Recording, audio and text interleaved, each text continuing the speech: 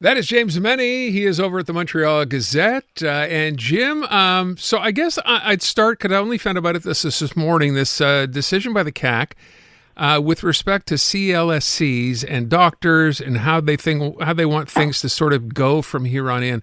Can you just basically kind of summarize that and where this is going, or what the design here is supposed to accomplish?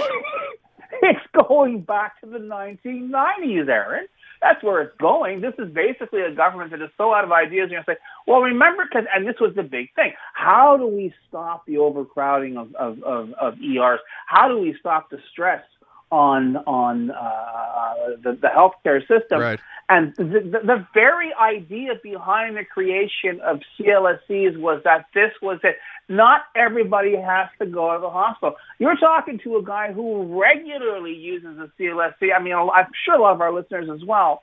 They'll go there, their doctors will give them blood tests or whatever, and it's a zillion times easier to get your bloods done at a CLSC than it is usually in a hospital, because hospitals are that much more busy. But the idea, I think, of the CAQ saying, well, it's going to be, we'll be able to go there. It'll be a first step for Quebec citizens, and you can get your health care, it's frontline health care, and blah, blah, blah. Well, one, I'm not entirely sure that all the bells and whistles are in place for that in fact, the infrastructure is there to provide that service. I know, as I say, my CLSC is fine.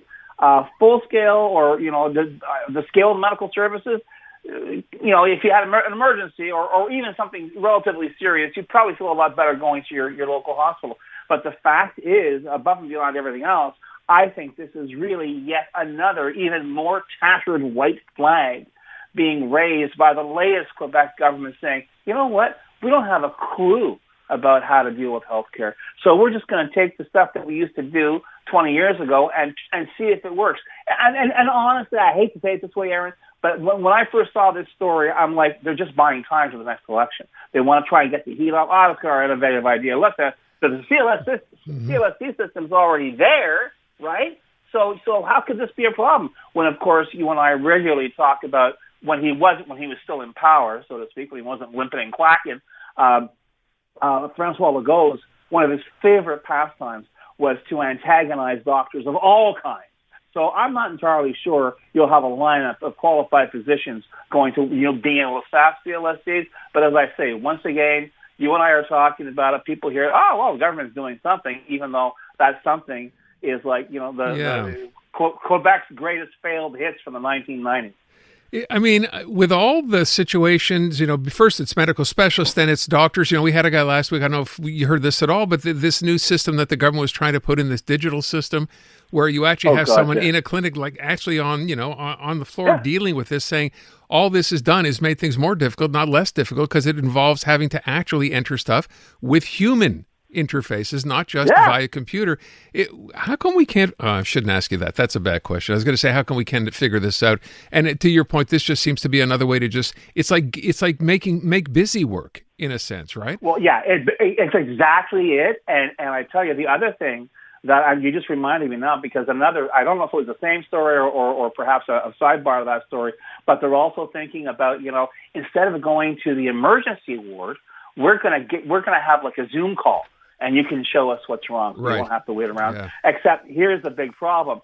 Anybody, and I'm repeating it right now, because if you call any local in the hospital, in the case of an emergency, hang up and call 911. Exactly. So what the hell? You're going to have people trying to assess whether or not, is this an emergency? Am I bleeding? Am I bleeding a lot? Should I be bothering them over at the ER with this? Because I'm not, it's not a big pool of blood at my feet, but, should I just call instead and maybe get on the Zoom call? Yeah. It's kind of scary stuff. But as I say, don't look for any reason or rhyme, my friend. Like I say, it's just they're stalling for time, and they're hoping that by the time the election runs around, people will be so distracted with everything else, they won't notice that this latest attempt to, how can I put it, cover their tracks. Shift the focus, yeah. Yeah, exactly. Listen, I don't want to belabor the point, and I don't want to bring this up because I don't know if you're aware of this story. Did you see Doug Ford or hear Doug Ford make that announcement on them eliminating in Ontario the HST from new homes? No, I didn't. Okay, so I will say that. So much trouble. Sorry, that's one of the things I haven't been keeping track of. Okay. Fair enough. But I'll bring that up next week because it's pretty significant. There's a lot of money involved, and I'm wondering what it will take for Quebec or someone here, one of the parties, to suggest doing the same thing here. But we'll leave that for then. You hand back tax revenue? Yeah. You're even funny on a Friday, buddy. I'll save that clip. Yeah. All right, you have a note here in CAQ Quebec. Everything old is new again. We talked about CLSCs, but what about this redefining of MNAs and commitment to their party? What's this about? Well, you know perfectly well. I mean, it's good for the show. Whenever we talk about floor crossers or whatever, the lines are blazing. But the fact is, even now, the latest example is the delightfully named Maïté Vézina, who turned her coat, if you will. Right. She ran for the CAQ.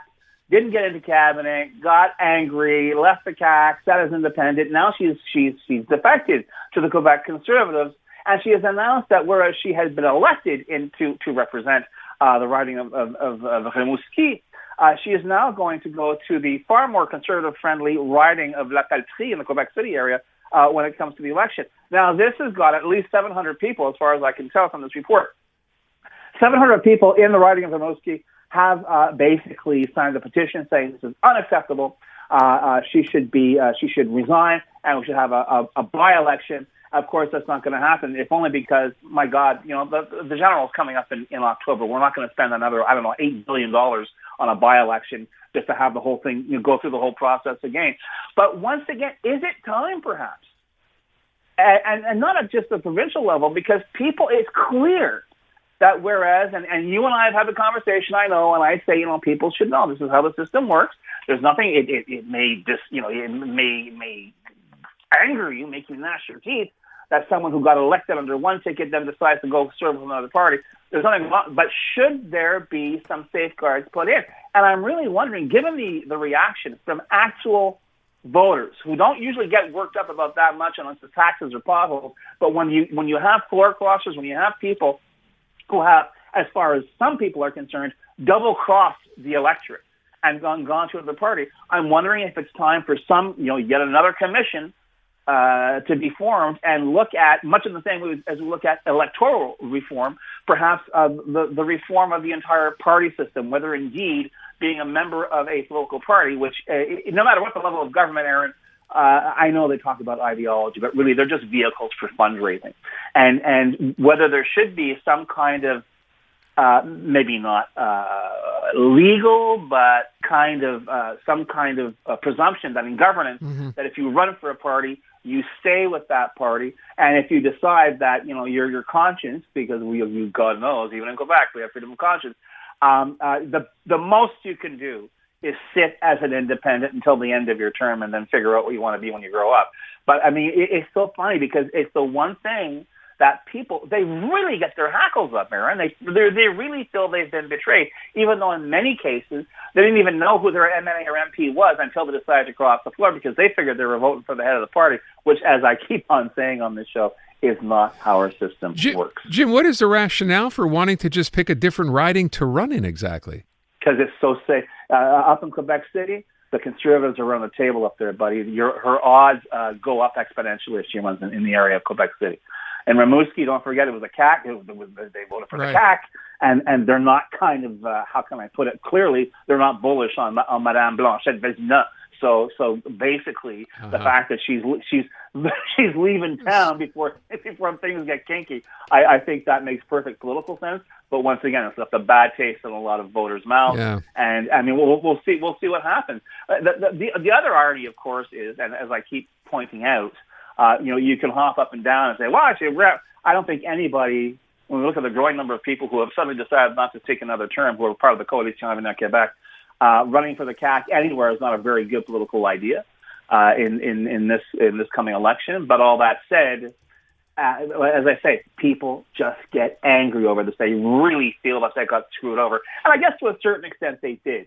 But it's more of a kind of the appearances.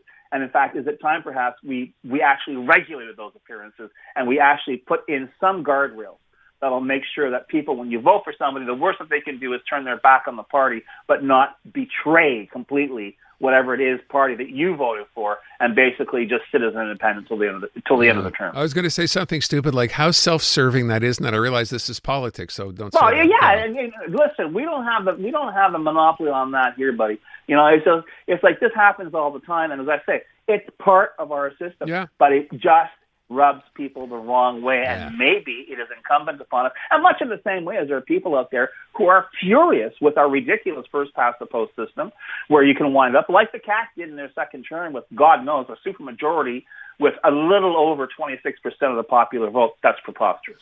We'll leave it at that. Jim, have a good weekend. Appreciate it. You too, buddy. Canadian women are looking for more out of themselves, their businesses, their elected leaders, and the world around them. And that's why we're thrilled to introduce the Honest Talk podcast. I'm Jennifer Stewart. And I'm Catherine Clark. And in this podcast, we interview Canada's most inspiring women. Entrepreneurs, artists, athletes, politicians, and newsmakers, all at different stages of their journey. So if you're looking to connect, then we hope you'll join us. Listen to the Honest Talk podcast on iHeartRadio or wherever you listen to your podcasts.